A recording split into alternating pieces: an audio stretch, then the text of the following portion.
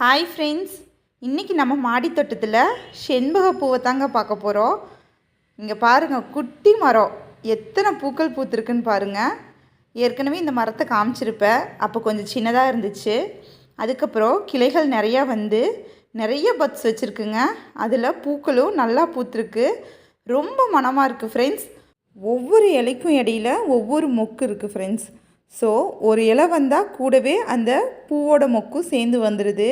So நிறைய பூக்கள் கொடுத்துருக்கு. பார்க்க ரொம்ப அழகாக இருக்குது. செண்பக மரத்தை வந்து நம்ம வீட்டில் வச்சு வளர்த்துறது ரொம்ப நல்லது. ஏன்னா இதில் ஒரு நல்ல பாசிட்டிவ் வைப்ரேஷன் நிறையா இருக்குது ஃப்ரெண்ட்ஸு. பொதுவாக இந்த மரம் இருக்கிற வீட்டில் பார்த்திங்கன்னா செல்வம் கொளிக்கும் அப்படின்னு சொல்லுவாங்க. ஸோ இந்த செல்வம் கொளிக்கும் செண்பக மரத்தை நம்ம அனைவரும் வீட்டில் வச்சு வளர்த்துலாம். இந்த வீடியோ உங்களுக்கு பிடிச்சிருந்தால் லைக் பண்ணுங்கள், கமெண்ட் பண்ணுங்கள். மறக்காமல் நம்ம சேனலை சப்ஸ்கிரைப் பண்ணுங்கள்.